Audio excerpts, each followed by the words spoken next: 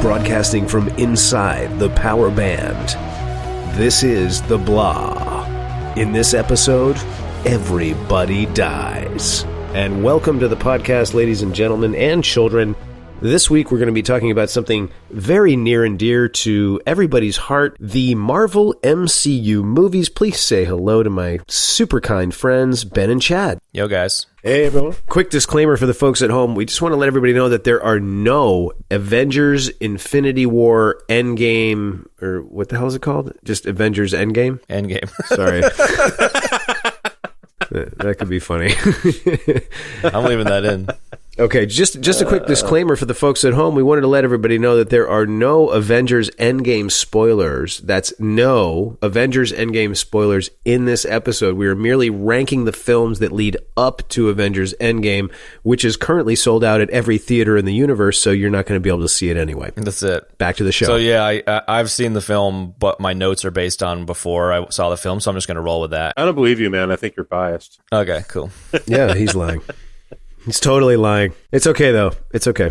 So this is a difficult task that we have ahead of us, lads. Ranking the Marvel films.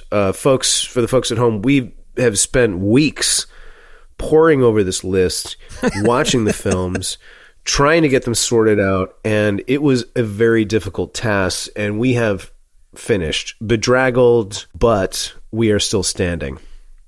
And undaunted. So I'm going to throw it over to Chad first. Yeah, I just wanted to kind of quickly chat about the overall universe. Let's do that. I think it's one of the things that really jumped out at me was how it's the first time in, well, as far as I'm aware, the first time in movie history where 20 plus movies have been threaded together into kind of one arc. And it's pretty impressive that they were able to hold the threads together, generally speaking, and it just made movie history. So I just thought that was pretty awesome. I was just curious kind of what your thoughts of the overall thing were.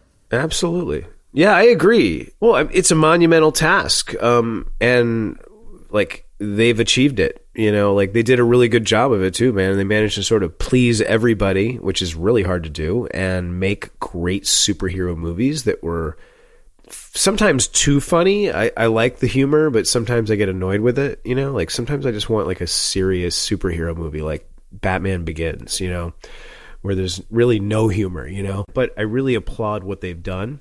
They've really done a great job of making superheroes jump off the comic book page and onto the screen and make them look cool and feel like they did in the comic books. So I'm going to disagree with Kev and say that I quite enjoy the comedy in these movies. As corny as it can be sometimes, I think it's a really good kind of a corny, if that makes any sense. And that's actually sort of how I, even though I didn't actually do my homework, that was how I initially started ranking my movies. Just for the people listening, this episode is Marvel movies ranked, and I picked my top 10. And then just tried to throw the rest together in the green room. So this ought to be interesting. But he did it in the car on the way over to the studio, folks. So, but yeah, I mean, I'm going to agree with both of you. The fact that they were able to thread all of it together, and the fact that like I didn't kind of see it coming at first. I mean, I kind of figured I kind of hoped they were going to do like an Avengers movie, but I didn't know. I remember not knowing for sure if that was going to happen until they started like hinting at it. So yeah, like the post credits stuff. Yeah, and it was pretty cool. I mentioned, I don't know which episode it was, probably Captain Marvel, about how hard it would be to make a comic into a movie versus making a book into a movie. And based on that comment, like it seems like this is the attempt to do it. And it's completely different than any other movie series that I've experienced. And the fact that they were willing to go 20 movies deep with it is pretty awesome. Yeah, it's really awesome, man. And the fact that like Thanos is a multi-movie villain. Like one of the things that drives me so crazy about comic book movies historically is that like they'll introduce this amazing villain and then an hour later he's dead, and you're just like, well, I would have enjoyed like a 2 or 3 movie arc with that person, like it just seems like such a waste of villains to kill him off every movie. I get why they kind of need to do it, but it's like, come on. Like the Dark Knight or the entire Batman series could have had 2 villains over 3 movies instead of 3 villains. You know what I mean? Like, I don't know. Yeah. So As far as the 21 movies go, we can barely talk about one movie in a show. So, like, it seems like going with a bottom 10 versus top 10, give or take a movie or two, is potentially a way to split them up. Like, when I was watching them, I kind of ended up in a place where around about half of the movies were what I would call good movies, and the other half were either like borderline good movies or like there were a handful of really kind of crappy ones. I mean, in my opinion, there's a couple of crappy ones, but I had a hard time once I got to the middle, like the top, the top of the bottom 10 and the bottom of the top 10. It's like they're all movies that I liked. You know, it's hard to say like which ones are like better than not. You know what I mean? Better than others. I guess I just did it like when I did my list, and I was saying, you know, if you do it quick, it's almost better because then you don't have time to overthink it. I just went with the ones that I liked the most, that resonated the most, you know? Well, that's kind of good that because I did end up going more like as a movie and the plot of this. So the fact that we have a different way that we approach it is probably going to be pretty interesting talking about it. What about you, Benny? I mean, I know that you've spent most of your time on the top 10, but how do you think about the bottom 10? I would, the way it works in my mind is there would be like one, and then the next one would be like one with a decimal point, and the next one would be like one with, and then so there would be like, I don't know, 19 of them. And then like the last three would be like two, Yeah, shit. Yeah. So what's the worst movie? We were talking in the green room earlier, and Thor: Dark World, definitely number 21. Yeah, I have to agree. Like I almost knew that faster than I knew what number one was. Yeah, right. I ended up watching a few of these. My kid was sick over a period of like 10 days, so I had plenty of time to kind of like watch some of these movies. And I ended up watching like Dark World again for the first time in years. I just kind of forgot about it. And previously, like, I had thought Iron Man 2 was at the bottom of my list, but it turns out like it's quite a bit higher up, and Thor: Dark World is definitely the worst one. I think it's a piece of shit. Wow. I don't think it's a piece of shit, but it's like, it's not great. Yeah. No, it's a piece of shit. It didn't strike me as memorable. Like, I've watched it several times because I'm like, was I spacing out in the middle of it or something? And every time I watch it, I'm like, it's like, I don't know, maybe I am spacing out in the middle of it because it's just not holding my attention. Well, it's like you said in the Star Wars movie or whatever, you fell asleep in the original trilogy. Like, it's an indicator that it's probably not a good movie. Yeah, there you go. In watching it again, the best part about this movie was the remake cameo scene in Ragnarok, where they like remade the end of the movie with Matt Damon as Loki and the dude from Jurassic Park. Like, you know a movie's bad when the only good part of it is in another movie. That's a good point. I forgot about that little play with Matt Damon and Sam Neill. Wait, what? Like, Loki's pretending to be King Odin and like lying there eating grapes, and they're reenacting the end of the Dark World. Oh, right. So they were making fun of Dark World in that. Yes, right. All right, I'm with you. Sorry, I thought you were saying something else. Yeah, I got you. No, that's cool. As far as I had a couple of notes on Dark World. Not that we need to go through every single movie, but I think talking a little bit about the worst one would make a bit of sense. Yeah, all right, go for it. I'm with that. For me, like, it didn't push the story forward in any meaningful way for Thor, and I thought that it was a shitty send-off of Natalie Portman, and it turns out there was like a little bit of history there where they were gonna get Patty Jenkins from Wonder Woman to direct it, and then they ended up booting her out of the movie and rewriting the whole thing. And so Patty Jenkins had kind of like a Romeo and Juliet style, like, Thor's not allowed to go and see Natalie Portman as a human because she's a human and blah, blah, blah. And like the movie was kind of like Thor being like, fuck off, and going and trying to establish a relationship and kind of all that kind of stuff. And it could have been an interesting, operatic take, because like Thor is such an operatic style of, movies and stuff, and instead they made this shitty movie about dark elves, and I just feel like it was a really big missed opportunity. Yeah, I agree with you. And did it do anything to push the Infinity story forward? I can't remember. Wasn't the dark elf... Not that I can recall, really, other than having the Ether Infinity Stone, but you could have just written that in any which way, It was just like a fucking Lord of the Rings movie. It's like, and then the elves came, and we were sad, and we killed them. And it's like fucking cool. And then they have like a fight in front of a fucking church somewhere, and like the intern girl makes out with the other intern guy, and it's like the end of the movie. Okay. Well, that's the thing I don't like about it, is that it's like, dark elves, really? I mean, the Bifrost are like, like these cool like ice giants. You're like, oh, how cool. And then you hear dark elves, and you know what I think of when I hear dark elves? I think of every like rip-off MMO that's come out in the last like 15 years, like has a dark elf class of warriors, and it's just so snoring, dude. It's like, come on, man, really? Dark elves? Like, no, just no. Yep. And they're like, oh, it's just like an elf, but with red eyes and gray skin. You're like, holy shit. Yes, yes. Oh, and they're dark. Yeah, they're dark. Don't forget they're dark, Chad.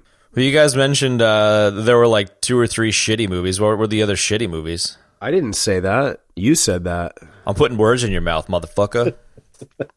Yeah, you are putting words in my mouth, and I don't appreciate it none too much, I tell you what. I mean, look, I will say... You don't think Thor is a shitty movie? No, I don't. I put Thor as my 20, my number 20. But...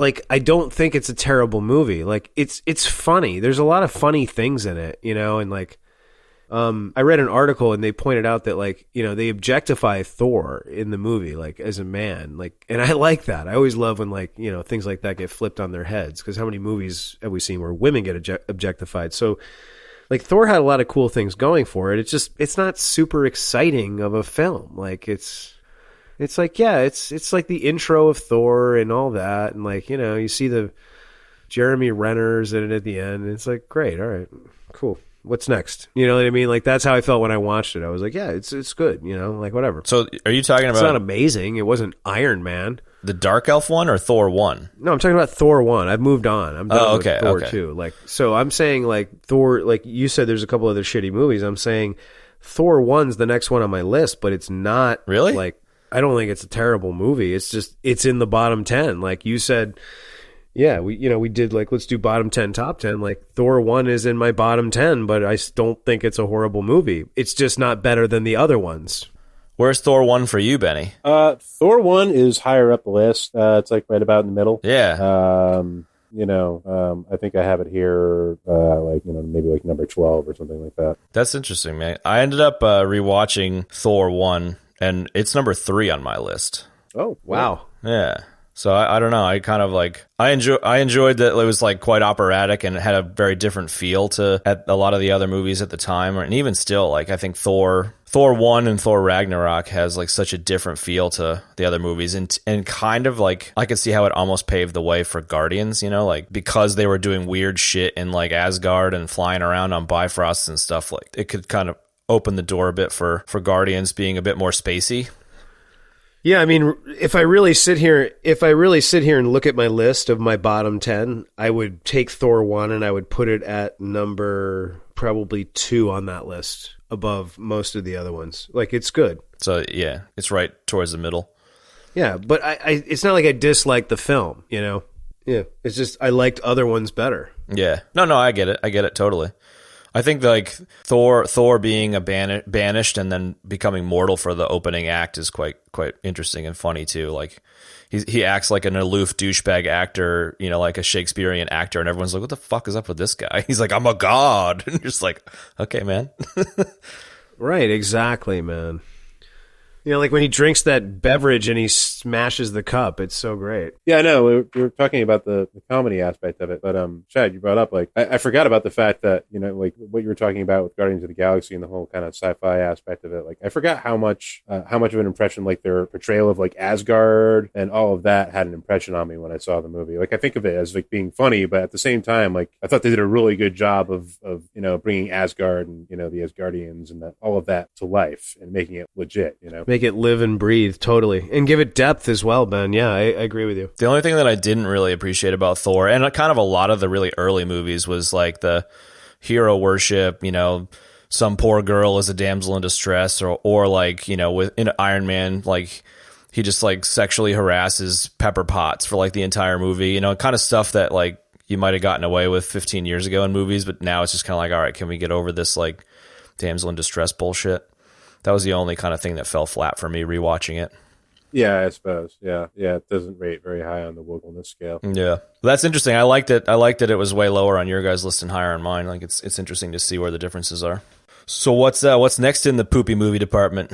All right. So in the spirit of keeping this list moving, what was your number 20, Ben and Chad? Yeah, I've got Thor: Dark World as the bottom, then Cap, Winter Soldier, then Age of Ultron.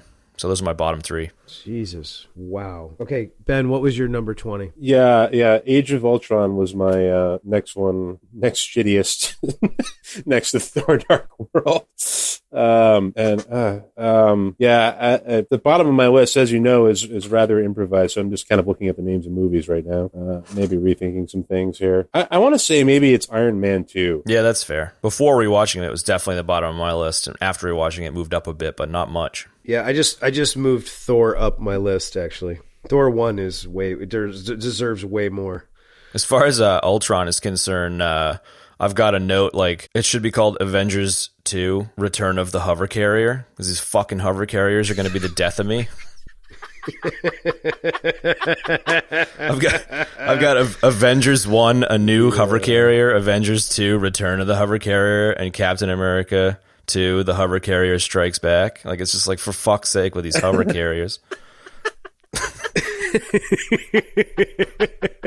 I was gonna say I disliked Age of Ultron because I just thought it was really convoluted. It was almost like there was just too many things going on at once, and it was just like really like nothing was done well, and the pacing and timing of it was just really wonky and not good. Yeah, it was. Yeah, I mean, there was some cool stuff to like about it, like Quicksilver, Scarlet Witch. That was great. I really liked that opening sequence in that film is probably the strongest thing in it. Like, there's some just great shots of like the entire team, working through that forest, just taking dudes out. Like, that was great. Yeah, that was cool. That was cool. And I thought I do like the whole genesis of Ultron and simultaneously the genesis of Vision. That's what I was gonna say. And incorporating the Infinity Stone in there.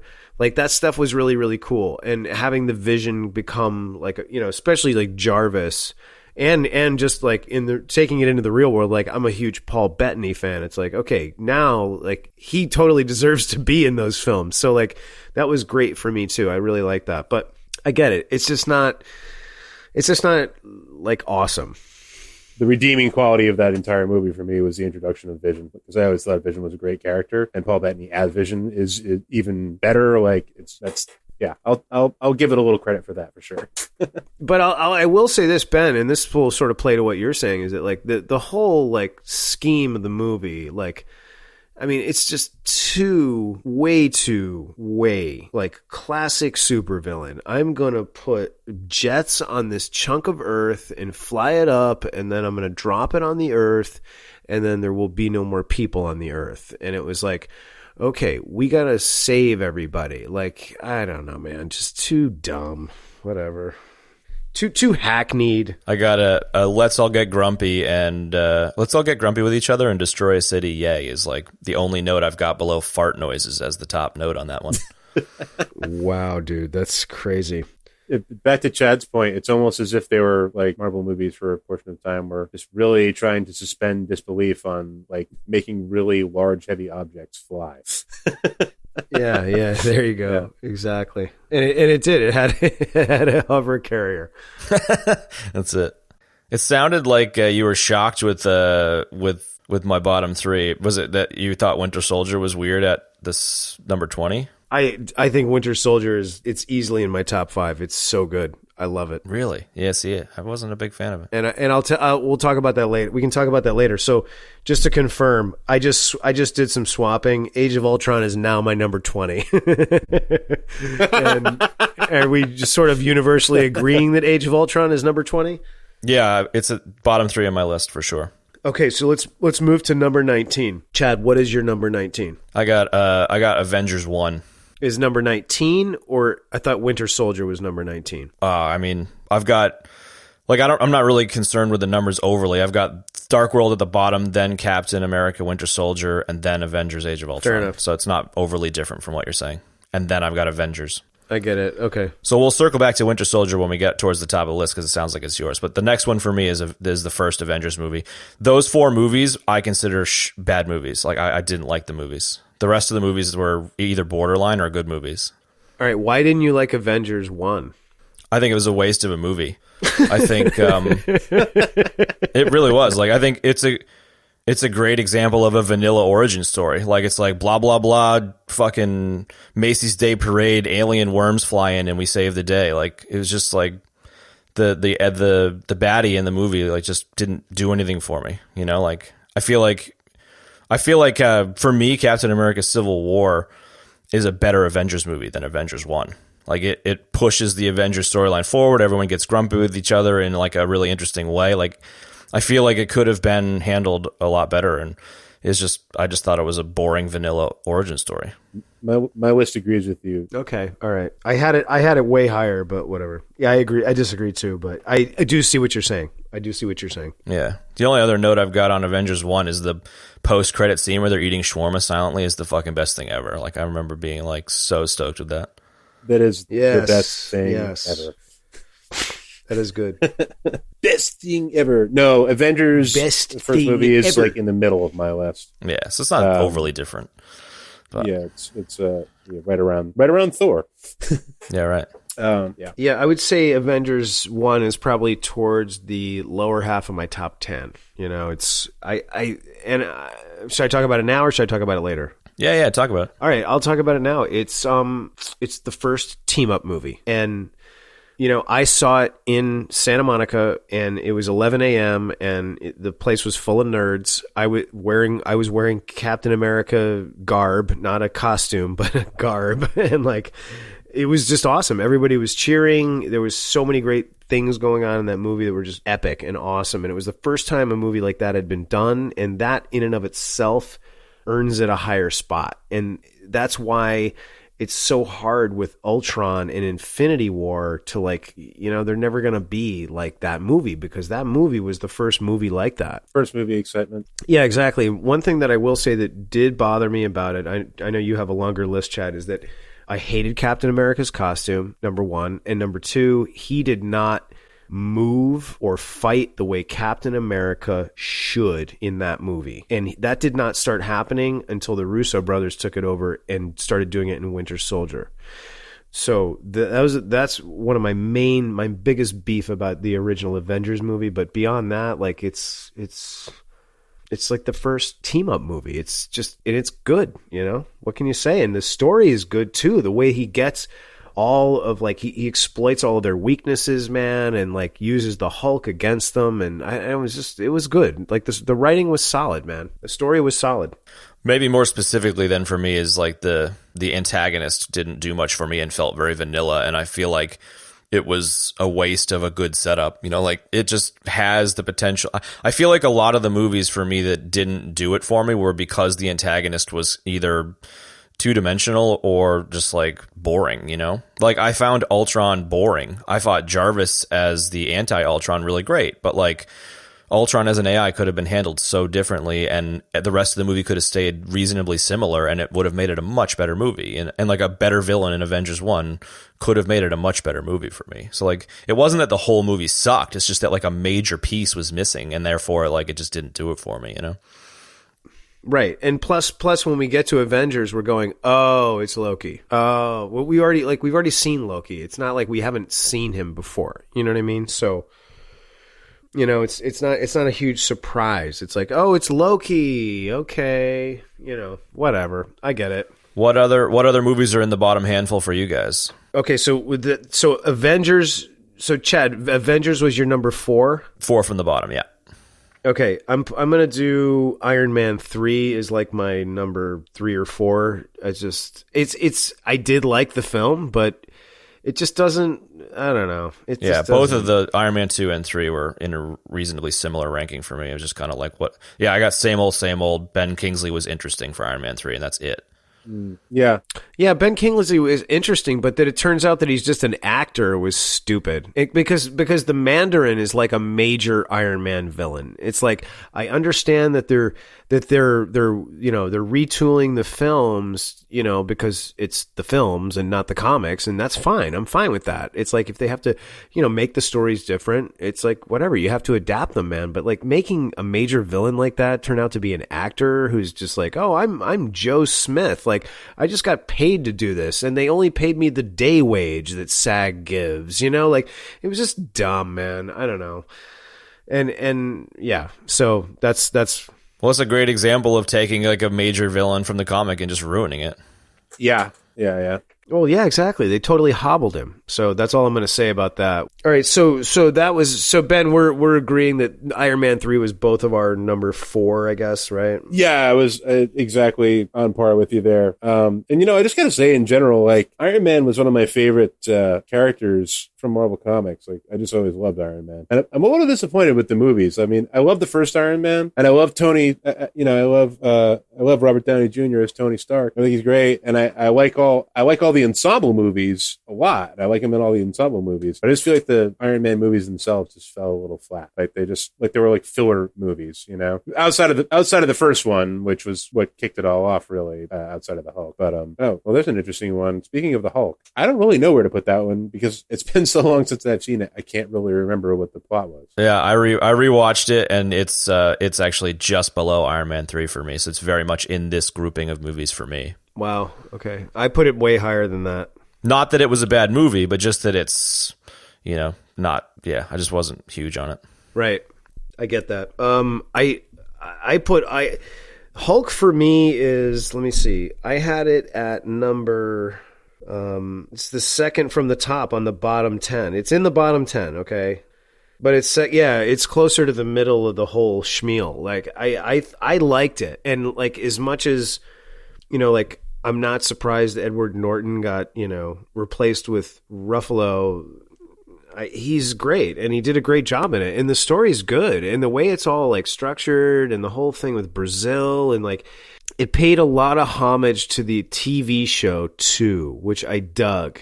You know what? That's right. And, just that whole thing of him searching for the cure. Like, he was really searching for the cure. And it wasn't until the end that he started to embrace being the Hulk. And he still didn't even really embrace it. You know what I mean? He was still just trying to be like a normal guy and get back with his girlfriend and all of that, man. And I thought it was really good. And, Tim Roth he's a monster actor, man. He's so good. And he was great as Neil Blonsky, dude. And I mean, and what's his face as Thunderbolt Ross?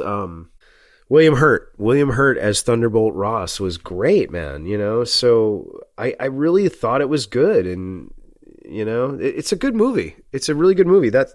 I had a hard time putting that one, actually, because I was like, you know what? This movie deserves more than it's got. Yeah, I think you got to give it some leeway being the first one, too. Like, you do. Cinema in general, plot lines and stuff in general have come a long way in 10 plus years. Absolutely, man. And like, people were like, oh, they fired Norton and this, and everybody wants to forget about it. And it's like, I don't want to forget about it. It's a great movie, And it was like, the Hulk was savage in that movie, dude. It was really good. So that Hulk is like number, 12 for me, I guess. In the middle. That's a good point. I think it deserved a higher rating than it got for me because I just basically wrote it down as I thought of it in order with with everything else. But I would also say I think that version was a lot better than the Eric Bana movies. Yeah, well, definitely better than the Ang Lee version, man. No doubt. Ang Lee is interesting, but is a bit of a weird choice for that one.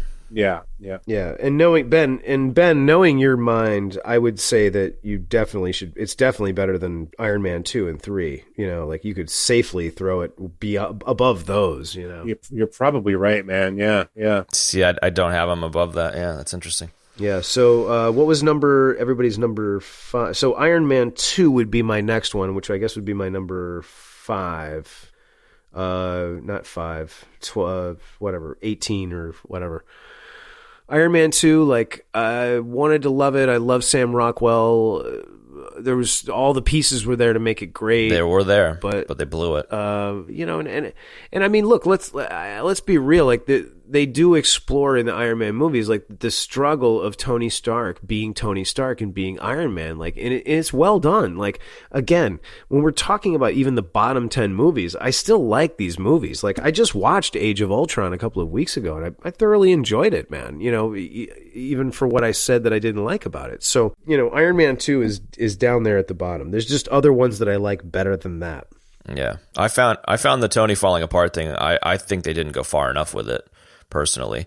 I really enjoy that they went in that direction, but the PTSD alcoholism thing, they really could have gone deep with it, and it could have really been like a low point for Iron Man where he doesn't redeem himself by the end of Iron Man 2, and then he redeems himself either in an ensemble or in Iron Man 3. Like, there was an opportunity for there to be a multi-movie arc instead of it just being like, you know, a hero's journey in each movie where, you know, he falls apart and then 30 minutes later he's not falling apart anymore. You know, it could have been like an entire movie of him falling apart. Yeah. Sure. Seems like there's a theme going on with like the cramming in these movies. Like there was like a period where they hadn't quite figured it out yet, and they were really just trying to like cram something into one movie instead of like letting things breathe a little bit, you know, which is why, like, you know, we've done a lot of complaining about like shitty villains, and it's, you know, you were talking about Thanos being like spanning movies, and, you know, it's like these characters don't get a chance to mature. They're like thrust into your face, and then, you know, their entire arc takes place in like a, you know, a tiny portion of the movie, really. So, you know, and that's, I think, where my biggest frustration is that there were a handful of movies that I consider wasted, and that time could have been spent fleshing out some of the better stuff, you know, like if they, in hindsight, like we're looking backwards in hindsight of 20 movies. These guys were making them, everybody was making them as they went along. So like, of course there's going to be mistakes, but yeah, like we do have the benefit of hindsight. Absolutely. We also have the benefit of improvement too, I think, you know? Like I think they're getting better at it. You know? Definitely. Which is strange, because you think by now you would, I mean, to be honest, I do have a bit of fatigue with these movies. I resist going to see it, but then when I finally do, I'm like, that was really good. You know? Ben's trying to be too much like the comic book guy, but he's got too much love in his heart. I was feeling a lot of fatigue as well in general, but even like Infinity War last year was kind of like, okay, that was actually pretty well done, you know? So it kind of reinvigorated it a little bit. The next kind of grouping of movies for me, like I got, you know, bottom grouping, Thor, Winter Soldier, a couple of Avengers movies. Then the next one we just talked about, Iron Man 2, 3, Hulk. The next grouping above that for me is Spider-Man Homecoming, Captain Marvel. And that makes up like my borderline movies, like the kind of meh movies for me. Yeah, I would say, actually I put, okay, so all right, so say that again, Chad. You're the next group for me, I got like Iron Man 2, 10. 3, and Incredible Hulk, and then above those two, I got Captain Marvel and Spider-Man Homecoming as kind of like the last of the meh movies. Yeah, the next one up for me would be Cap 1. Yeah, right. Although I might have to revise that because, and that's literally from like origin story fatigue. Yeah, that's fair. Yes. I get that. I might have to reimagine or revisit that one. But it was just, you know, I mean, they did a great job with the CGI, making him look all feeble and, you know, and small and stuff. But there's a lot of time spent there, and not a lot of time spent watching Captain America kick ass with a shield. You know, Captain America was way higher for me. I'll tell you what is low on that bottom list for me. I'll rattle off the last of my. Cap 1 I did put on the bottom, but it's definitely towards the top of that list because I really like that movie. And I think it's an origin story well done. I think it's a great period piece. Like Wonder Woman, it's a really good period piece. And they do a great job of really fleshing out the origin story instead of like rushing through it, you know? Because we've seen Spider-Man's origin story 300 times. Like, it's just like enough already. You know, we know what happens. Ditto with Batman. It's like, we don't need to know that. You know, like the Andrew Garfield movies came out. It's like, I don't need it, dude. I don't need the origin story again. So it was great to see Captain America's because we had never seen Cap on screen. And while the uniform again was, the uniform was cool in that one, actually. That was like, he had like the cool, like, raw dog brown leather like accents, you know, going on in that uniform, and that was tight, dude, for sure. And like his you know, his like commandos that went with him were awesome, dude. Like Neil what's his name? God, I love that actor, and I can't think of his name right now. He played Dum Dum Dugan. Yeah, his band of merry men were kind of cool, right? Exactly, yeah. It was cool, and I really like the way they did the origin story. It's a great period piece, so that was higher on my list. What I also had at the bottom was I did have Hulk, but it was higher up there. I just talked about that. I put Black Panther down there. I love the movie, but it's just, there's movies I like better than that movie.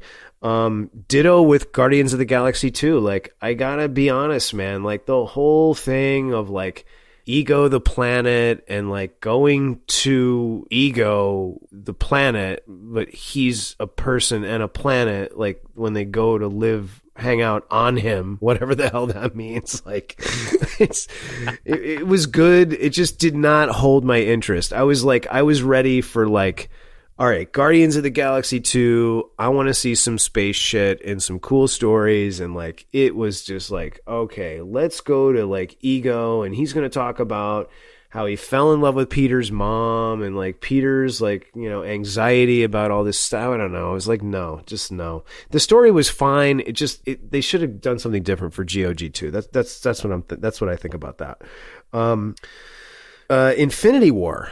Like if I have to put a movie in the bottom 10, I put Infinity War because there's other movies that I like better and I think are better. And really, I think the biggest thing, somebody else said this. I didn't say this. I read this and I agreed with it. So I'm going to say it here. And it was on HuffPost, is that the greatest thing it has going for it is that all the characters are in it, and it's also its greatest weakness because they can't spend a lot of time on each character. And I think like one of you was just saying, you know, like, I don't know. It's like should have been more about Thanos. That's a fair assessment, but that one scored higher for me because yeah, me too. Fair enough. I don't know. I'm kind of a sucker for the ensemble cast. You know? Yeah, I'm with that. I'm with that. And I thought that, you know, that's a movie where maybe the whole of it fell short, but I really liked the minute, like the little arcs in it, you know. And it was kind of the same for me with Guardians of the Galaxy 2, by the way. I'll agree with you that I didn't quite dig the whole Ego arc. But you know, in general, the arc of like, you know, Quill discovering, you know, kind of like through that experience discovering that Yondu, thank you. Yeah, you can edit out all those Ozymoms. You know, was like his true father or whatever. Like I like that, and you know, just whatever, all the smaller details in the movie, the subplots were more fun. Yeah, no, I'm with that. Well, for me, GOG is just out of my top 5. Guardians of the Galaxy 2 is number 4 on my list. Wow. For me, Guardians of the Galaxy 2, I think what you just said, Benny, like the arc leading towards Yondu being the dad and the Ravager funeral, it just like really elevates that movie. Mm-hmm. I felt like it had a bit more heart than the first Guardians. Even though the first Guardians was good, like it was maybe touched on a bit of origin fatigue for me. Like while I found the prison sequence like funny, like it wasn't really earth-shattering either. Like I think for me, the pop culture references and the unique flavor really like elevated the Guardians franchise for me. And as I mentioned in other shows, like I prefer Guardians 2 to Guardians 1. Like it took me a while to kind of get my head around Guardians 1. So for whatever reason, it just ends up higher up the list for me. Yeah, I'm with that. And then you mentioned Black Panther. For Black Panther, it's not in my top 10. Like it's right in the middle. Like the Wakanda secret advanced country stuff was interesting. It kind of like in a way, like I don't know if they did it on purpose or if this is insensitive or whatever, but it kind of reminded me of like the Coming to America thing of like the kingdom where, you know, they all have this weird hidden kingdom shit going on. That might be totally insensitive, but it just like reminded me of it. I think somebody did a parody type thing somewhere along the line about that. I could be wrong, but yeah, I mean that's pretty low hanging fruit right there. So I'm sure somebody must have. I feel like I remember reading about that. Like I enjoyed Black Panther, and it was like a decent origin movie, but it just like as a movie was like okay, whatever. And I don't think this whole like you have to worship the movie because it's diverse. Like I find that really tired. I'm going to let the movie stand on its merits. And like, I think it's fantastic that there is a diversity of movies being made, but it doesn't mean I have to like it. Wow. Chad Walsh is losing a chance for brownie points for being super woke by putting it in the bottom of my movie list. I think like The Genius Sister was cool and Michael B. Jordan was cool, but otherwise it was like a pretty generic origin story aside from the some of the elements of like the hidden African country stuff, which was cool. Yeah, I totally like the Secret World stuff. I really like the tech. I like, really it was well done, but like that definitely falls into the origin story fatigue thing for me as well. What was in your kind of grouping of those movies, Benny? Did you get to that? Well, no, Black Panther was in the same area. In the middle, we're talking the first Avengers movie, the first Thor movie, Captain Marvel, Black Panther, Spider-Man: Homecoming. Yeah, Spider-Man for me was a bit of a whatever. I mean, I like the actor that plays him and stuff, but I kind of preferred Spider-Man in the ensemble Avengers movies as opposed to his standalone. It kind of like Hulk. I didn't realize, but they can't make Hulk Hulk standalone movies because Sony owns the rights, so they can only have Hulk in ensemble movies. But I love what they've done with him in the development of his character. Then how do they make the Incredible Hulk then? They chose to pay Sony a fat chunk of money, and now they're not choosing to do it anymore because they would have to give them too much money. I did not know that. So if you actually watch the Incredible Hulk, like it opens with a Sony opener. So instead of paying millions to Sony, they've put his story into the Avengers movies. Okay, so let's start with the top 10. Yeah, so the very, very middle of, since it's just, there's the top 10, bottom 10, and a middle movie. My middle movie is Ant-Man, and then the bottom of my top 10 is Black Panther and GOG1. So that's the next grouping for me. Fair enough. My number 10 would be Spider-Man: Homecoming. Yes, it's all same vein. That is my number 10. Yeah, it's a great movie. And just to play to one of your points, Ben's point from earlier, I love Tony Stark and Iron Man more in Spider-Man: Homecoming than I do in the Iron Man films. That's interesting. Yeah, well, I mean, it's true. Like, he's better. He's pretty funny in it, for sure. Yeah, he's really funny in it, and he's great. And the whole idea of, like, are you ready? Are you, man enough, big enough? Like, this is a lot of responsibility. Like, that whole thing and him mentoring him is just I like that dynamic. It's great. And how he makes his suit and all of that stuff. It's great. And I love Tom Holland's great. And Michael Keaton as the Vulture, he's awesome, man. Yeah. But again, like, he's dead by the end of the movie or whatever, and it's just kind of a bit wasted. They gotta start sending more supervillains to supervillain jail instead of killing them off. You know what I'm saying? Like, yeah, really, dude. Marvel's Arkham Asylum. You know what I mean? How cool would it be to see, like, Michael Keaton, like, busting out of fucking, super villain jail and just, like, someone smuggled some nano wings in or something that, like, unfold. No, that's a cool story for another MCU film later, man. For sure, man. It would have, yeah, that's what I'm saying. So my number 9 is going to be Captain Marvel. Like, I just saw it. I loved it. We just talked about it. But I don't know. I already said everything I liked about it. It's like a couple weeks ago. I'm not going to go through it again. It's a good movie. It's a really good movie. The only thing I would add to the Captain Marvel conversation we had previously is, like, the more I think about it, the more I feel that my dislike of the way it was handled is because it was rushed. So it really plays into what you were saying before, Benny, about them, like, cramming stuff in, where, like, you've got Iron Man, even if they wasted a couple of them, like, you've got 3 Iron Man movies to get Iron Man up and running. You've got 3 Thor movies. You've got, Yeah.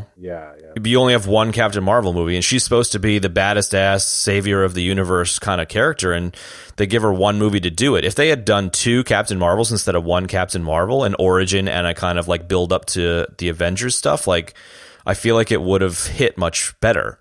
But because they crammed it all into 1, I feel like it fell a bit short for me. So the more I think about it, the less grumpy I am about the movie, and the more I think they should have given it more room. Yeah. They should have brought her in sooner, maybe. Yeah, that's a good assessment. I like that.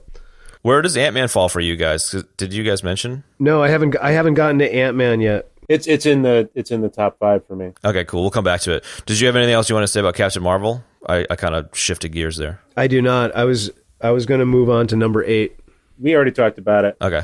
You can listen to the episode that we did. We don't have any time, so we got a lot to get through.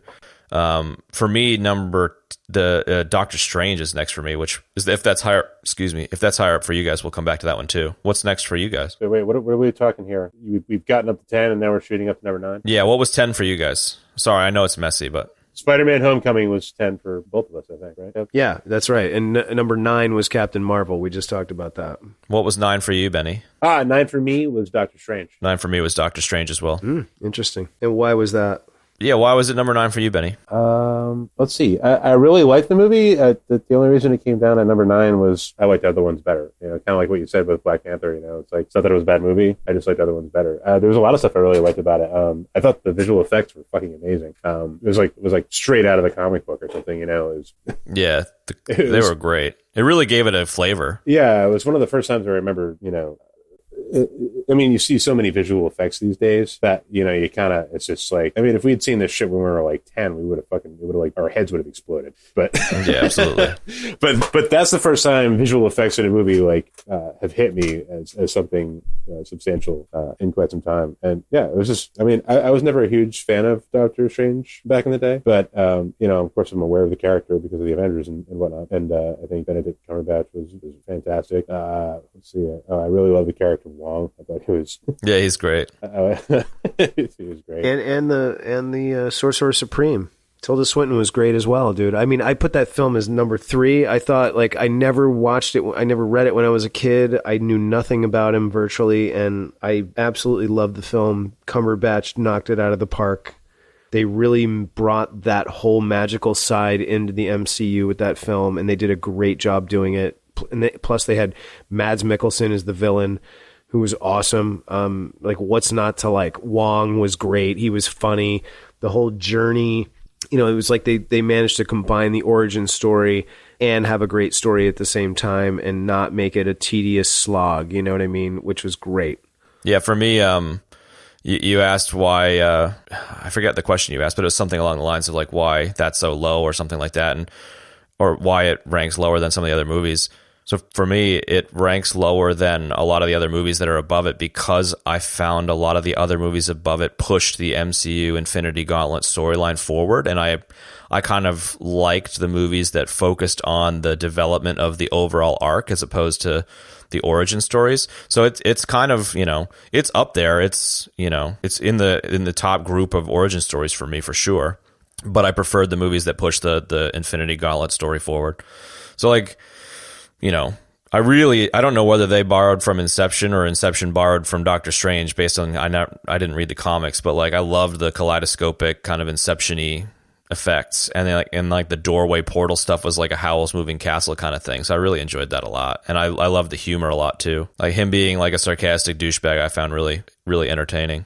Right, but he's like, he gets redeemed sort of at the end, unlike Tony Stark, which is cool. Yeah, he kind of pulls his head out of his ass. Yeah. Well, he takes the responsibility really seriously at the end, which is great. You know. Yeah, for sure. Yeah, while remaining a sarcastic douchebag. Yeah. You mentioned Iron Man was your number 9, I think, Kev, right? Yeah, it's like in the 8-9 area. It's 8 for me. Yeah, interesting. Yeah, I had to put it in the top 10. I mean, I honestly haven't watched it in so long, but it's Iron Man, dude. It's like one of the films that started the whole thing, and it's a great movie, and Favreau did a great job with it. So it's like, it's there. That's all I'm going to say. Yeah, it's number 2 for me. Yeah, for me, it's a classic example of a quality comic book movie, and it was willing to take some risks, which I think unlocked a lot of potential for all of the movies that followed it. It wasn't just the same old kind of Tobey Maguire Spider-Man bullshit. It was like, you know, he was a bit of an asshole and he had an actual arc and stuff.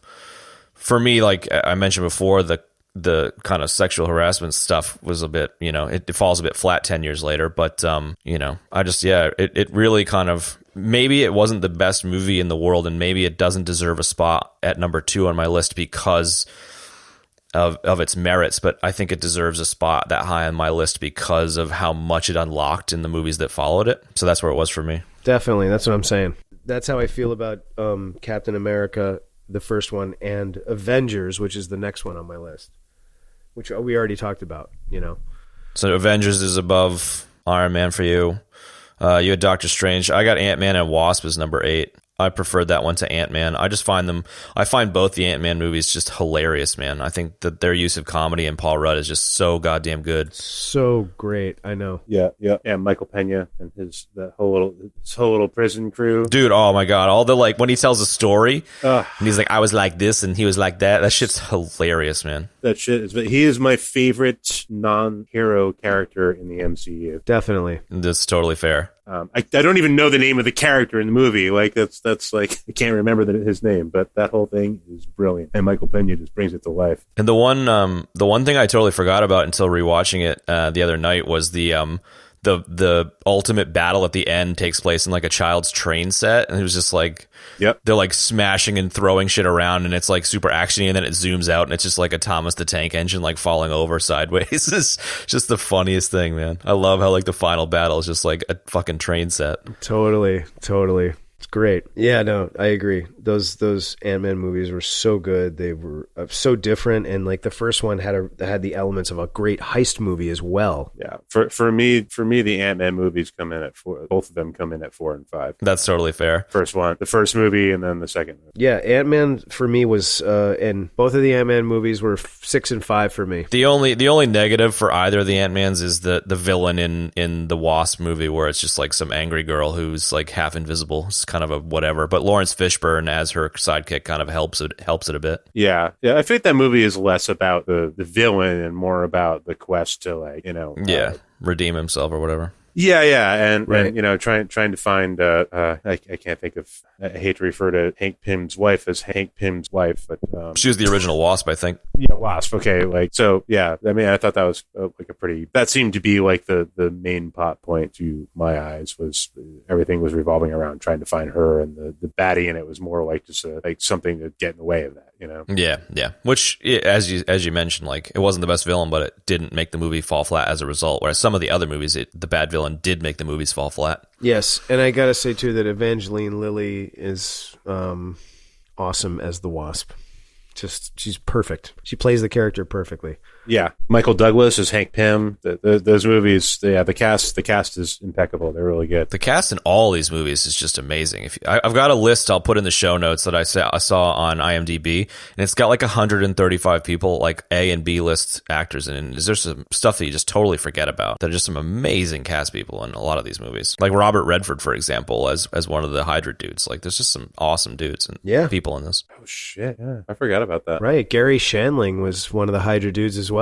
Yeah, Gary Shandling's the best, man. That brings it up to, so for me, 7. we just talked about the Ant-Man movies. That's Next is 7. That's 6 and 5 for me. I said 7 was Avengers. We already talked about that. So you guys talk about your 7s, yeah. What's 7 for you, Benny? 7 for me was Civil War. Okay. Why? Well, Chad, you had kind of said the ratings sort of skewed towards the movies that push the overarching story forward. Yeah, for me, yeah. Right? Yep, totally. Yep.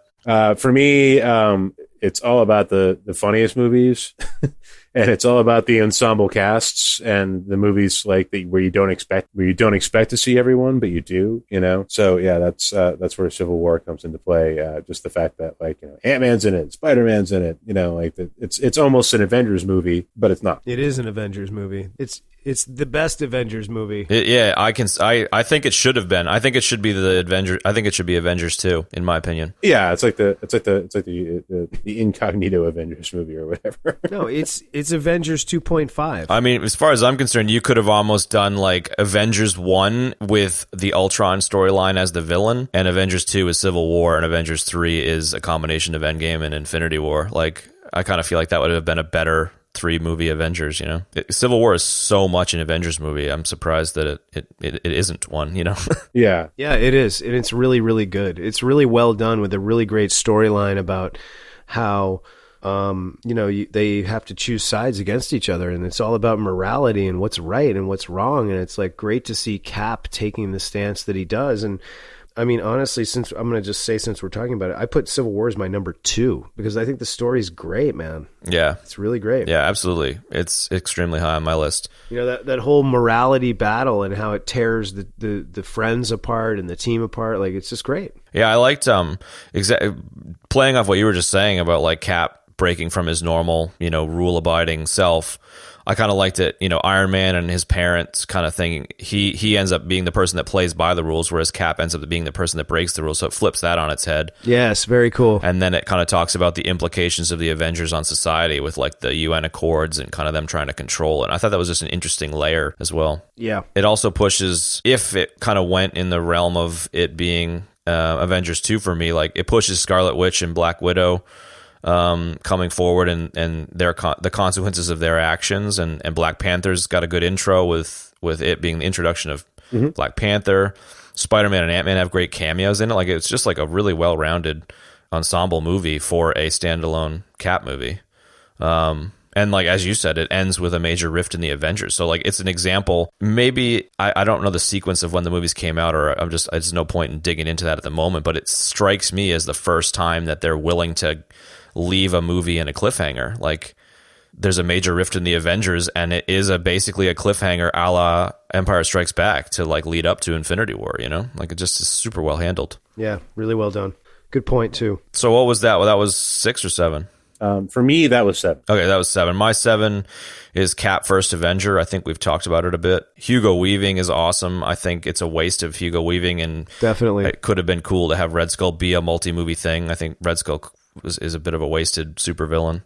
Agreed. But I did enjoy the homage to the original suit with the on the road kind of tour, like the cheesy suit. I thought that was an interesting way to bring that into it. Yes. Yeah, I agree with that. But my only real gripe is that it wastes Red Skull. Okay, it's fair. So that's my number 7 is Cap America. Your number 7, Benny, was Civil War. And what was your number 7, Kev? Mine was Avengers. Okay. Well, so let's go with 6 then. I'm starting to get to ones that we've already talked about somehow.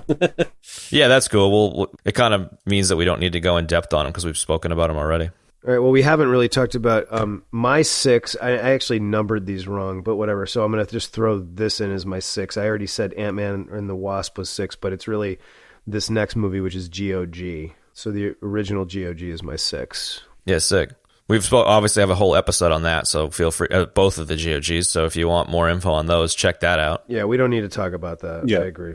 Yeah, check that out. But I think it's a great origin story, and I'm happy that a movie like that can be made. I mean, that's kind of the only real thoughts I have on it, and I've got it as number 10 on my list, so it's pretty close to where you have it. It's no surprise to anyone that it's number 2 on my list. So there you go. That doesn't surprise me. I'm not surprised at all, Ben. I knew it would be high on your list, dude. Yeah. What's Benny? What was your 6? My 6 was Infinity War. Yeah, mine too. And again, oh wow, it's all about the ensemble cast. Like seeing almost every character in that movie outside of Ant-Man, right? I mean, pretty much everyone was in that, right? Yeah, basically. You're right, except for Ant-Man, except for the end credits scene he had at the end. Right. Or wait, was Hulk in that movie? Infinity War? Yeah. Yeah, absolutely. Yeah, he gets the crap kicked out of him in the beginning. He was okay. Oh, fuck yeah! All right. Yeah. Right. It's all coming back to me now. It's all good, buddy. In fact, he was wearing the Hulk armor. Correct. Yes. Yeah, he couldn't change, so he was wearing the Hulkbuster armor. Oh, that's right. Banner was wearing the Hulkbuster armor. Yep. Thank you for clarifying that for me. I could not use my words, Kev. It's okay, dude. That's what I'm here for, buddy. I really like Avengers 3 mainly because I got it in the same spot, number 6. It feels like a book to me because it has different groups doing different things and kind of they all come together over time. I thought it was quite well handled in that way. So it really kind of started with a bunch of loose threads and brought them all together. Other than that, like it's everything that you said. It's there's no real weak links for me. I thought the story was quite well done, even if it was a little bit of a formulaic story. True. I'll throw one more thing in there that I really liked the way they paired people off. Yeah. I thought the groups were interesting, like the groups of people, like the groups of characters they decided to like throw together for those little sub arcs. I thought were interesting to see together. So I mean, they weren't surprising by any stretch really, but they were cool. Yes, they were cool. You're right about that. What's next, dudes? Number 5. Number 5. I already did my 5. That's Ant-Man. What's your 5, Benny? 5 is Ant-Man and Wasp. Okay. Yeah, there you go. Number 5 for me is Ragnarok. Oh, so good. That's my number 4, actually. Like, I loved Ragnarok. I think it very much fits into the comedy thing you were talking about, obviously, Benny. For me, on rewatching it, one of the things that jumped out that I didn't catch on my first viewing was that it's basically a issue of heavy metal come to life.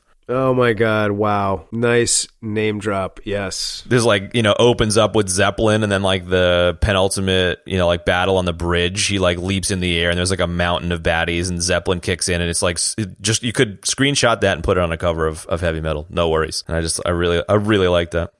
Are you talking about Heavy Metal, the comic book, the compilation anthology magazine, or are you talking about Heavy Metal? Yeah, the anthology kind of cartoony thing. The magazine, yeah. I think for me, Ragnarok, it's hilarious. Taika Waititi or whatever did an amazing job. And even outside of the humor and outside of the flavor of heavy metal, like the whole Hulk tie-in really pushes the movie up a major amount and really helps push the Avengers thing forward. So I love that his sidekick is Hulk and Valkyrie's great and stuff. It's super well done, and the music was fantastic as well.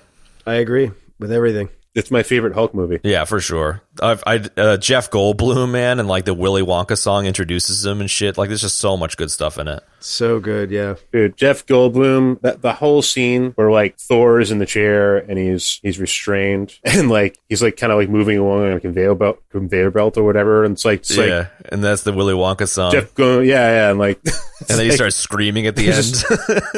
so good. Yeah, no, but then like Jeff Goldblum is talking to him, and it's like at one moment suddenly he's like playing a synthesizer and like, like, oh god, it is brilliant. Yeah, I'm surprised neither of you guys have mentioned the best part of that movie. Which is what? Well, I barely started talking about it. Well, let's talk about it then. Tell me the best part of the movie, and I'll tell you if you're right. The best part of the movie? Yeah. Well, I'm gonna throw this out there because it's a tie-in to some upcoming stuff. The best part of that movie is that Carl Urban is in it. That is the best part of the movie. Yes. Carl Urban with two M16s is the best part of the movie. And just his character in general, like, you know, I mean, it gets kind of serious, but you know, yeah, that whole beginning with the two M16s is amazing. So great, so fun. And then at the end, he's got the two M16s like that. Yeah, it's so fantastic. Yeah, you're right. Carl Urban is the best part of the film. You're right. I should have known that as a huge Carl Urban fan. I'm a little disappointed, Kev. Oh my god! All right, so yeah, Kev. I know, Ben. You should be disappointed. I'm not on my game. All right, number 4. I already said it. Ragnarok. Yeah, number 4 for me is GOG 2, which we've spoken about. So, what's you got a 4 there? It's the first Ant-Man movie. Here you go. Okay, perfect. Okay. Number 3. That's good. 3 for me. We already talked about it. Was Doctor Strange. Cool. Benny? Interesting. Loved it. For me, it is Guardians of the Galaxy 2. Okay, for me, it's Thor, the original Thor. Wow. Check you out. I like that, man. Check it out. I like how you put that way up there, yeah. Number 2. Numero dos. 2, I already said, Civil War. Yep, well placed. Benny? Yeah, so Guardians of the Galaxy for me, first movie. Number 2 for me, Iron Man, the original Iron Man, because it really unlocked everything for everything else. Nice. Okay, yeah, I'm down with that. All right, and the number 1, drum roll, number 1 movie. You want me to go first? Sure. I will go first, and I will spend just a moment telling you why. It's Winter Soldier. Interesting. And the reason why is because it's so many things. It's a great superhero movie. It's a great Captain America movie. It's a straight up spy movie, and a really good one, man. And you could put that up against some of the greatest spy films, and it would totally hold its own.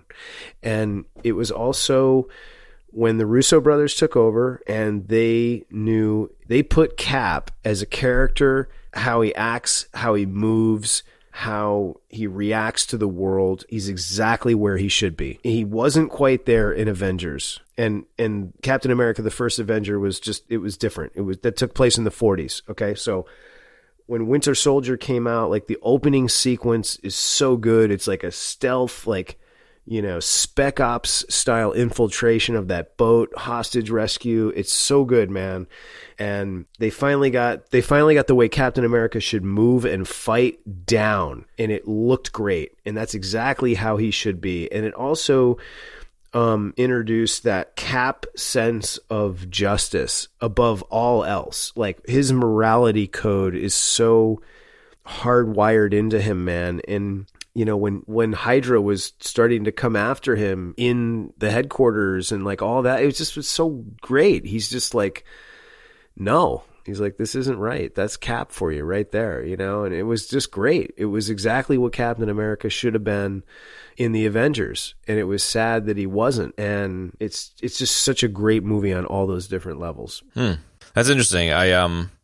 I watched a kind of review of Endgame by someone that I found on YouTube recently that I really liked, his channel. And in Endgame, he talks about how, in the review of Endgame, he talks about how Winter Soldier is like in his top 3.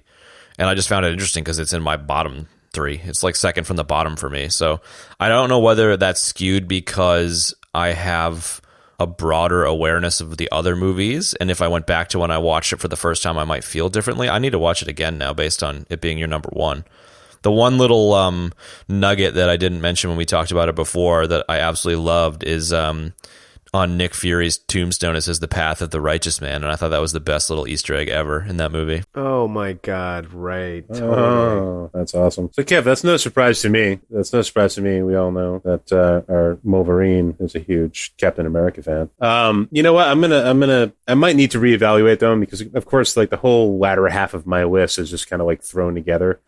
I actually don't know that I would touch my top 10 much, but that second part could use it. It came in at like 15 for me, I think. So I think of that as like 15 to like 6 or 7 as like the middle range, or, you know, for whatever reason. That was the first time I saw Cap on film acting like Cap. And that was exciting. You know, the shield play, the fighting, like that action was like, oh yes, that's fucking Captain America. So absolutely. It doesn't fall in a very high humor quotient. I love how that's like the legit metric. But not that every movie has to be funny. I liked that about that movie, that it didn't really have a lot of humor. It was like, okay, this is a straight up spy movie. Yeah. Yeah. Well, it's funny because that's kind of like where we started with the podcast, as you were saying, like you wish that some of the movies weren't so, you know, focused on comedy. And yeah. Yeah, there you go. You're right. I didn't even think about that actually. Yeah, I think both of you guys mentioning that it's the first time you've seen Cap really action up like Cap. I totally think I disregarded it because I had seen, you know, Infinity War and other movies where he was more himself. So I think the disregarding of that in my ranking will probably bump it higher on the list for sure. I'm definitely going to check it out again. Yeah. Like you said, Kev, that whole beginning sequence where they like infiltrate the boat, that shit's fucking tight. That was cool. That's tight. So good. What's your number one, Chad? Yeah, my number one is Civil War. Oh wow. Okay. Yeah. So it's not super dissimilar from where you ended up with Civil War. Benny, I think you were number 2, was it? No, Civil War was 7 for me. Yeah, it was my number 2. Yeah. Oh, number 2 for you, Kev. So I didn't. It's not too far from where you ended up, Kev.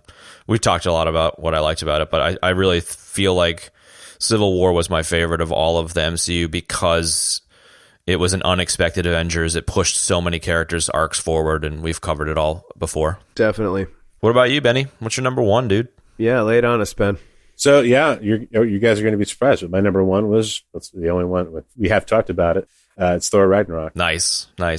I'm glad one of us had it as number 1. Same here, and I think it's deserving of number 1 as well. Yeah, and it really took me by surprise because I was such a huge Guardians of the Galaxy fan, and I still am, of course. And it's not like, you know, I don't love those movies, and like these really are like, you know, Thor Ragnarok is like 1, you know. Guardians of the Galaxy is just like a little less than 1, but not 1, you know, or whatever. It's not number 2. But for me, it's all about the cast, you know, is brilliant. The tie-ins, you know, with Hulk, like I said, is my favorite Hulk movie. Agreed. Also mine. Great stuff. Carl Urban. We've got Carl Urban in there. Come on. I mean, how does that work? It's so good. Yeah. Agreed. And then, but really, like the look of the movie, the use of like how colorful it is, and like all the crazy characters, and you know, there's like all the like just people in the background and shit, you know, are amazing. And it all reminds me of the first time I ever looked at comic books. And it was Marvel Comics in like the 1970s, you know. It just looked, it brought that world to life, you know, no matter what comic it was, whether it was like Iron Man or Thor or, you know, whatever. Like the comics from that era, it just brings that to life. So yeah, I mean, I fell in love with that movie. Yeah. Like, and one thing we didn't mention, guys, about that movie is the death of Odin. Like, there's so many major things that happen. Like, Odin dies, Asgard gets destroyed, the people are on a ship, scattered to the wind. You know, and you really for the first time get a sense of what the Asgardian people are like as a people. Like, they're not all just gods running around. Well, and then half of the Asgardians die after Infinity War, you know, like when half of the universe dies. So like they even take another gut punch, you know. Right. And all foreshadowed at the beginning by the Immigrant Song. There you go. That's awesome. I totally didn't put that together. Exactly. Wow. Good point. Really good point. But yeah, I mean, it's Really just, good point. it's, the pacing of it is awesome. The characters are great. You know, who the hell are those? Just, I've got some notes here, I think, but there's a chicken scratch that I can't really see. Oh, Korg and Meek, the fucking rock dude and the little scissor dude, the like gladiators. Yes, he was great. Oh yeah, I didn't realize until recently that the director is the rock dude. Taika Waititi is the rock dude. Okay, all right. Yep, yeah, the rock dude is Korg. Yeah. And the little scissor dude is me. But yeah, I just let like those two little like minor characters I thought were fucking hysterical.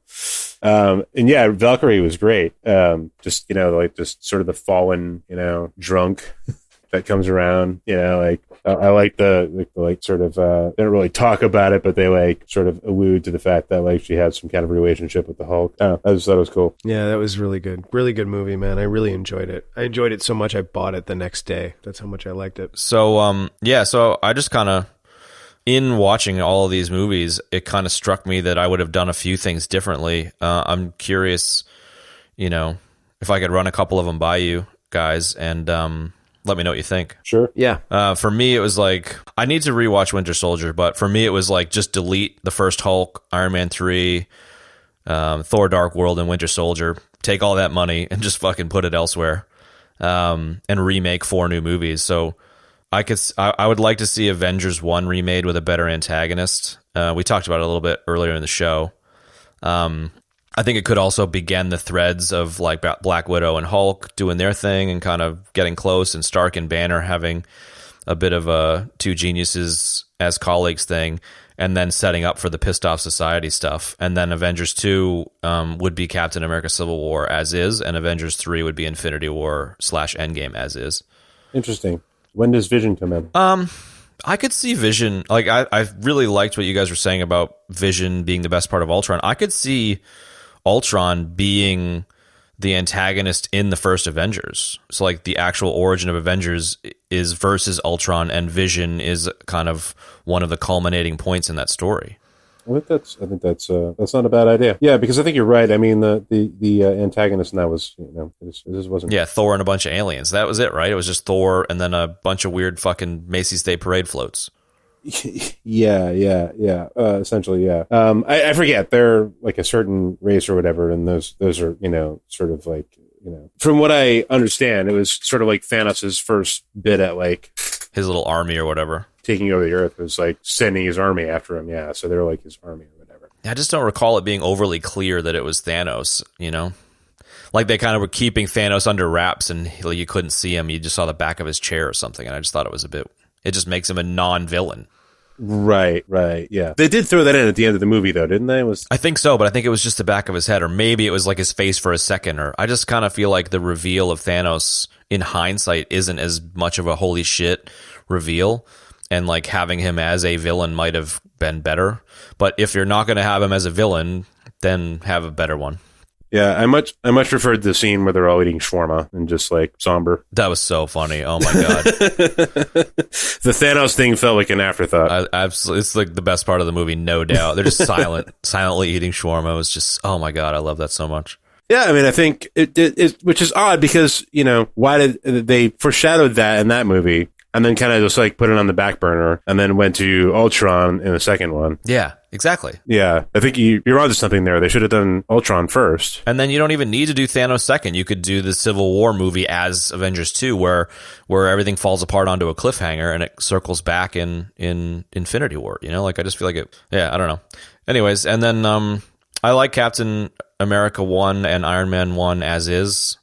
I mentioned before, you know, Captain Marvel being split, you know, where the first one is a tweaked origin story without the stupid stuff. Yep. So for me, like the Squid Cat, I didn't really like, and a better Kree. I think if the as I mentioned in the show, if the Kree falling from grace and becoming an evil society and the Ronan the Accuser thing could have been an interesting origin. Maybe Ronan the Accuser.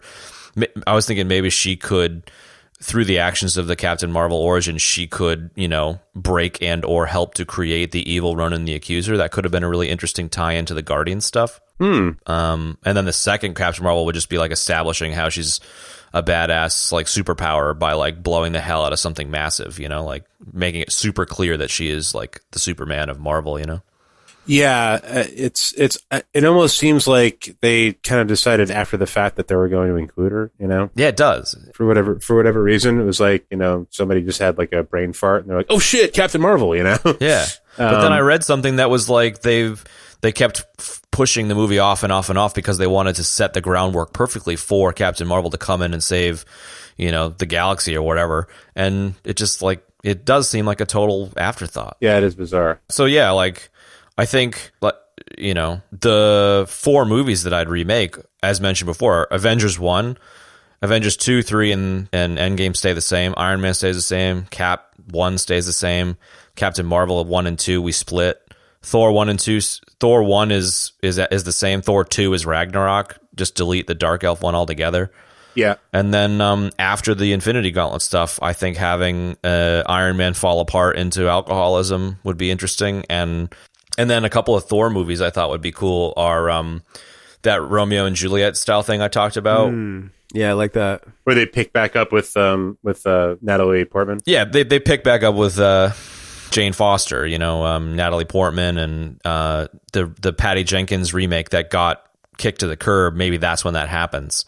And it was interesting because I never really knew about that. And then I also, in reading it, found out that Jane Foster gets cancer and becomes Thor. Like, so. Oh, wow, that's crazy. And it's like interesting. The cancer thing is interesting because like she gets cancer and then becomes Thor. And whenever she picks up Mjolnir and harnesses the energy of Thor, it cleanses her body of all of the chemotherapy stuff. So it actually like makes her cancer worse. Oh, wow. So anytime she uses it, there's actually like a consequence to it and stuff. And it was just like kind of an interesting thing I'd never heard about. Huh. So like that could be a really interesting thing where Natalie Portman becomes Thor.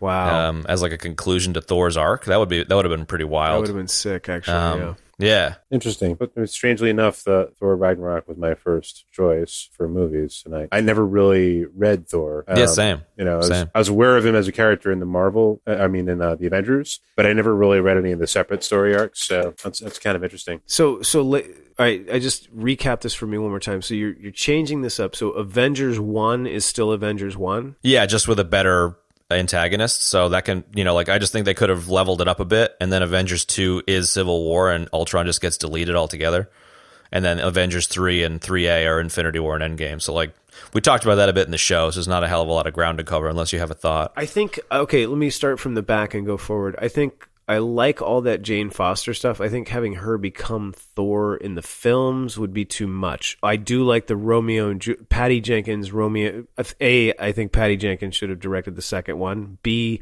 they should have gone with the more Romeo and Juliet style thing because they were already sort of rocking it in that one, and then they kind of crammed like more man into it, which was a little weird. And then I like the way you order the Avengers with a different villain in the first one. Yeah, definitely. Love it. I wanted to jump back really quick, though, and talk about just the fact that you were talking about the Demon in the Bottle arc. And I think that would be cool if they had done away with that. They didn't really touch on it. Like, I mean, they like just kind of like, eh. Yeah, it's like 2 minutes. I was like, oh, really? Yeah, it's like, oh, they're doing this now already? I drink a lot and I'm sad, and then all of a sudden he's not sad anymore, Yeah, exactly. And that, I mean, I don't know if you've ever read anything. Like, I actually have a graphic novel like book of just that series, the whole Demon in the Bottle thing. So I thought it was I never read it, but I read the summary of it, and it seemed like they were trying to touch on a lot of it in Iron Man 2 with like the Monaco scene and like whatnot, but it just seemed like they left it so half-assed. Right, yes. They just threw us a little kiss of that arc, which was interesting, I guess, if they were going to ever do it at all. But I think it would have been better served if they had spent more time on it. Yeah, or just leave him broken at the end of the movie instead of redeemed in an hour and a half of movie, or whatever. Yeah, exactly. Like Civil War did. Like Civil War leaves Avengers broken, and I think it elevates the movie as a result. Good point. Yeah. And it was like they gave Tony Stark the supervillain treatment in that movie. It was all resolved in one episode. Yeah, that's a great point. Actually, yeah, you very rarely come across the hero having that like fast forwarded story arc, but in that is exactly what they did. The only other thing that really was an interesting read was somebody mentioned the potential for all of the Marvel, like, I don't know, multiverse or whatever, to be tied together. So, like, because Disney purchased 20th Century Fox, now they have the rights to X-Men and Fantastic Four. So there's potential for a lot of those threads to come together. I think that would be really interesting thing that could potentially happen as the next major arc in the MCU is the potential for X-Men and Fantastic Four to come into it. Yes, that is very cool. That could be, could be very cool. That's like, I can't even wrap my head around that. I just wrapped my head around 21 films. I can't even wrap it around adding 2 other groups of super beings. Like, it's too much. Yeah, it seems, I mean, they're going to need to reboot the whole thing. So they'd have to like reboot and recast X-Men again, which I think they're going to do. Oh, they're going to do it anyways. Yeah. Yeah. Yeah. It's kind of like, I mentioned at the top of the show, threading 20 movies together is kind of like, it's almost like a season of a show. So you have like an entire season of, Game of Thrones or whatever that tells kind of a chunk of the story, or the 8 seasons of Game of Thrones tell the entire, story of that particular age. It kind of like strikes me in a way that like the 20 odd movie MCU is kind of like a season of a show. And so the show is the Infinity Gauntlet show. And the 20 odd movies is essentially that entire seasonal arc that tells the whole story. Is this a spoiler? Right. No, I'm just not kidding. at all. It's just like the entire Infinity Gauntlet thing is one story. But obviously they're printing money. They've made like $8 billion or something. So they're going to tell another story, whether it's like a Doctor Doom, I don't know, whatever, But the potential for X-Men and Fantastic Four to be folded in seems like a potentially obvious difference and major franchise that they could launch, the MCU Part 2 out of. I think so. Same. Definitely Fantastic Four, because as far as I can recall, I always feel like the X-Men were kind of like in their own little, I mean, I know they were part of the same universe and there were some crossovers, but it didn't seem like there was a lot of crossover with them, where with Fantastic Four, maybe a little more. And they were careful not to use the term mutant and stuff in the entire MCU, because I think it was a rights issue up until purchasing 20th Century Fox. Yeah. Right, yeah. And you do have them. You had, Quicksilver. Yeah, there's a handful of them. Anyways. But you have like Magneto wouldn't work because, he doesn't exist in the current MCU, but he was, in the Holocaust. So like the timeline stuff wouldn't work overly well. But yeah, maybe it's just pulling a Fantastic Four into it then.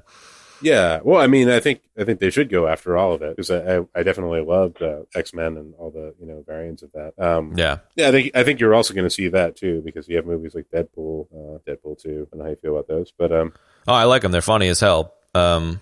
First one more than the second one, but they mentioned that they're just going to leave them standalone. I don't think he's going to be folded in at all. But I don't know. I just feel like the MCU, just like in a nutshell, the MCU has become, in the cinema world, one of the great universes. You've got like the Star Wars universe and stuff like that, and it's certainly not, it doesn't beat the Star Wars universe, but it's established itself as a universe that's pretty fantastic in the cinema world for sure.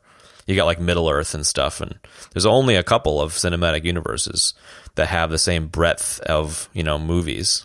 Yeah, well, I mean, it's good because there's an abundance of material out there from the source material, and it's interesting to see it happening. It's interesting to see it unfolding, because I think I mentioned at some point earlier, like if we had seen those kinds of visual effects when we were kids, our fucking heads would have exploded. Oh my god, no doubt about it. I couldn't even imagine it. So it's interesting to see it unfolding. It's interesting just to feel how I'm reacting to it, because I love those movies, and I don't really have a live TV situation, but I imagine myself, like, if one of those movies came on, I would just kind of like, even if it was like halfway through or whatever, I would just finish it, that kind of a thing. I mean, as it is, like if I open up Netflix or whatever, and I'll just be like, oh shit, I'll watch, Ragnarok again, or whatever it is, like if it just pops up in my field of view. But it's interesting to see. It's interesting to feel fatigue about it too. Like that whole concept. Just like I couldn't have even imagined that. I couldn't even imagine that, like, 10, 15, 20 years ago, being fatigued about fucking, comic book movies and Star Wars movies and that kind of a thing. So, yeah. So seeing all of that unfold is fascinating. it's interesting. But I think some of the best stuff is definitely coming from the MCU. And like I said earlier, it's almost like they came out with the first ones and we were all just psyched to see them, and they were, on their own, they're good. And then it's like they kind of got bad at making them for a while. Not all of them, but some of them. They were finding their feet, I think. Like it's the first major tying together of threads. Yeah, and they're a bit of stumbling. Damn if they're not getting really good at it.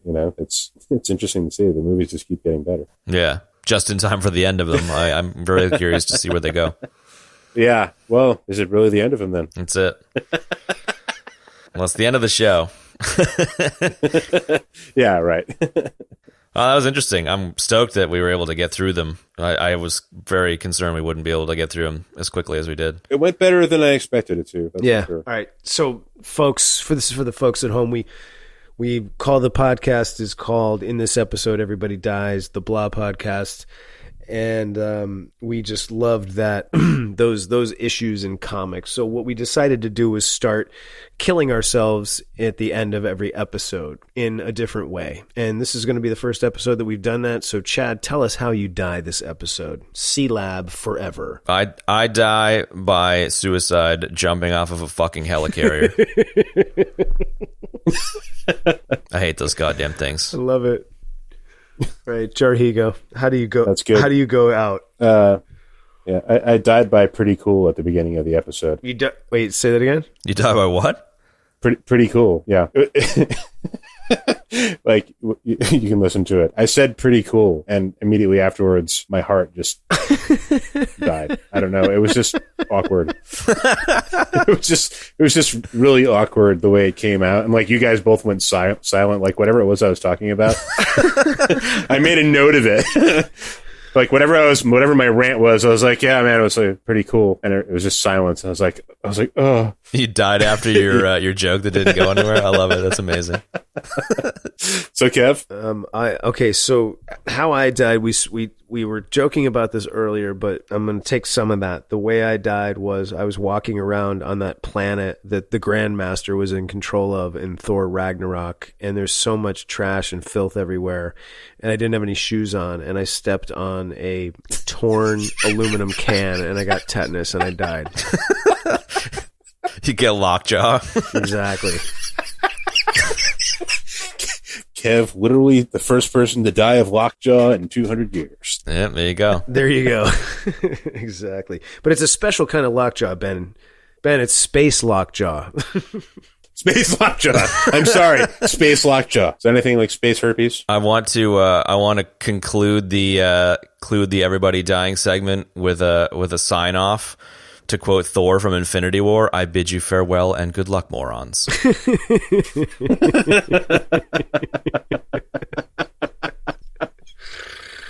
Oh my God. I love it, man. Well done. So I just wanted to say thanks for all the folks at home for tuning into the podcast. Really enjoyed it. I really enjoyed talking about ranking these movies. It was a hell of a lot harder than I thought. So thanks for tuning in. So long. Thanks, guys. Thanks, everyone. And that's going to wrap up this week's episode. If you want to find links to the stuff we spoke about today, you can find them in the show notes in your podcast app of choice or at the website ebd.fm/9. If you have any thoughts on the show or an idea for a topic, hit us up on Twitter at ebdpod. You can find me at Molverine on Twitter. That's MOHLVERINE. Chad is at ChadNormal on Twitter. And Ben is at Jarhigo on Twitter. That's JARHEEGO. Thanks for joining us. We'll see you next time, folks.